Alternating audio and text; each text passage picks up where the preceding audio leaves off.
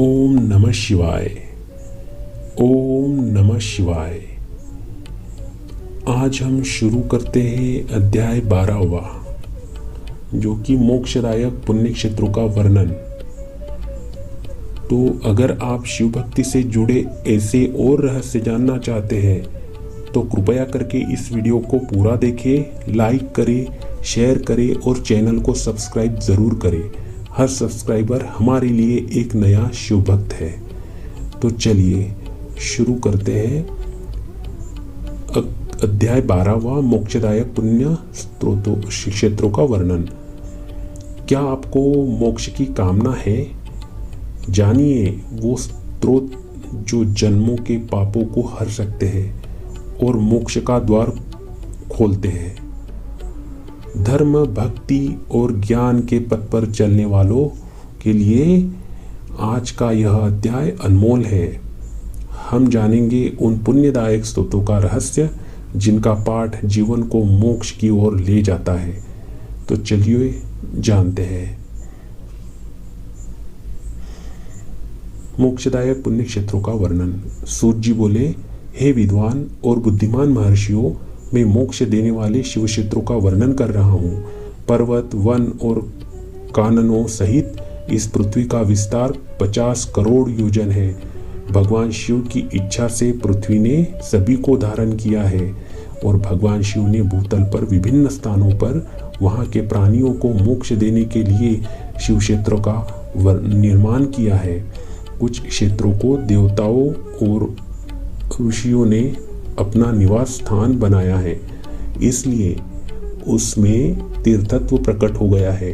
बहुत से तीर्थ ऐसे हैं जो स्वयं प्रकट हुए हैं। तीर्थ क्षेत्र में जाने पर मनुष्य को सदा स्नान, दान और जाप करना चाहिए, अन्यथा मनुष्य रोग, गरीबी तथा मुक्ता आदि दोषों का भागी हो जाता है।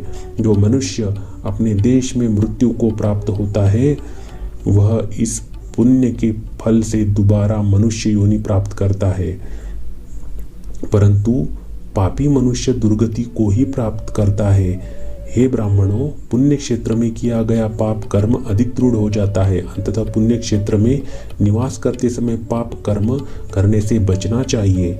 सिंधु और सतलज नदी के तट पर बहुत से पुण्य क्षेत्र है। सरस्वती नदी परम पवित्र और 60 मुखावली है, अर्थात उसकी 60 धाराएं हैं। इन धाराओं के तट पर निवास करने से परम पद की प्राप्ति होती है। हिमालय से निकली हुई पुण्य सलिता गंगा 100 मुख वाली नदी है। इसके तट पर काशी, प्रयाग आदि पुण्य क्षेत्र है। मकर राशि में सूर्य होने पर गंगा की तटभूमि अधिक प्रशस्त और पुण्यदायक हो जाती है। सोनभद्र नदी की 10 धाराएं हैं। बृहस्पति के मकर राशि में आने पर यह अत्यंत पवित्र तथा अभिष्ट फल देने वाली है। इस समय यहाँ स्नान और उपवास करने से विनायक पद की प्राप्ति होती है। पुण्य सलीला महानदी नर्मदा के 24 मुख है। इसमें स्नान करके तट पर निवास करने में मनुष्य को वैष्णव पद की प्राप्ति होती है। तमसा के 12 तथा रेवा के 10 मुख है। परम पुण्यमयी गोदावरी के 21 मुख है। यह ब्रह्म हत्या तथा गोवध पाप का नाश करने वाली एवं रुद्र लोक देने वाली है। कृष्णवेणी नदी समस्त पापों को नाश करने वाली है।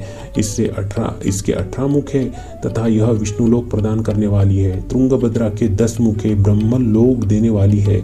सवर्ण मुखरी के 9 मुख है।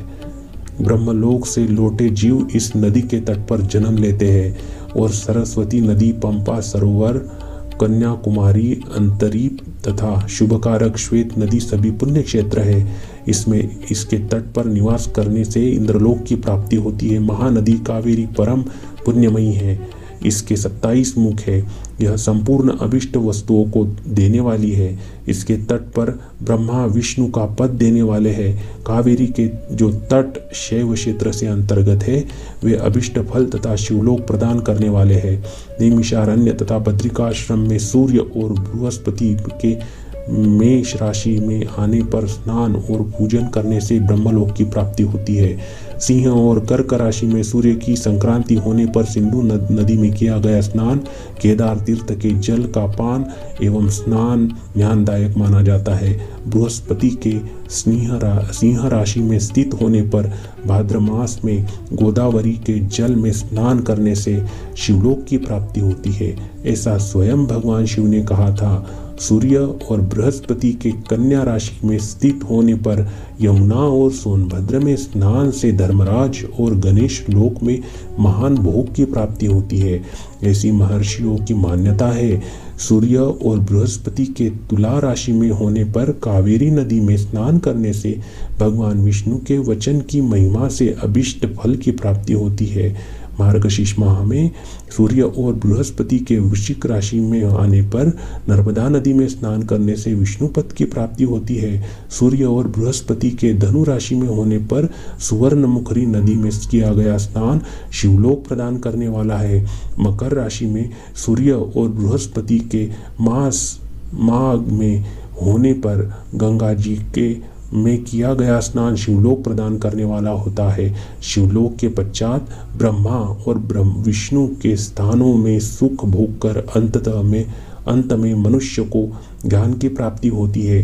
माघ मास में सूर्य के कुंभ राशि में होने पर फाल्गुन मास में गंगा तट पर किया गया श्राद्ध पिंडदान अथवा तिलोदक दान पिता और नाना दोनों कुलों के पितरों की अनेक पीढ़ियों का उद्धार करता है। गंगा व कावेरी नदी का आश्रय लेकर तीर्थवास करने से पाप का नाश हो जाता है। ताम्रपर्णी और वेगवती नदियाँ ब्रह्मलोक की प्राप्ति रूप फल देने वाली है। इनके तट पर स्वर्गदायक क्षेत्र है और इन नदियों के मध्य में बहुत से पुण्य क्षेत्र है। यहाँ निवास करने वाला मनुष्य अभिष्ट फल का भागी होता है। सदाचार, उत्तम वृत्ति तथा सद्भावना के साथ मन में दया भाव रखते हुए विद्वान पुरुष को तीर्थ में निवास करना चाहिए, अन्यथा उसे फल नहीं मिलता। पुण्य क्षेत्र में जीवन बिताने का निश्चय करने तथा वास करने पर पहले का सारा पाप तत्काल नष्ट हो जाता है, क्योंकि पुण्य को ऐश्वर्यदायक कहा जाता है। हे ब्राह्मणों, तीर्थ में वास करने पर उत्पन्न पुण्य कायिक, वाचिक और मानसिक सभी पापों का नाश कर देता है। तीर्थ में किया मानसिक पाप कई कल्पों तक पीछा नहीं छोड़ता, यह केवल ध्यान से ही नष्ट होता है। वाचिक पाप जाप से तथा कायिक पाप शरीर को सुखाने जैसे कठोर तप से नष्ट होता है। अंततः सूख जाने वाले पुरुष को देवताओं की पूजा करते हुए और ब्राह्मणों को दान देते हुए पाप से बचकर ही तीर्थ में निवास करना चाहिए। ओम नमः शिवाय। ओम नमः शिवाय। ओम नमः शिवाय।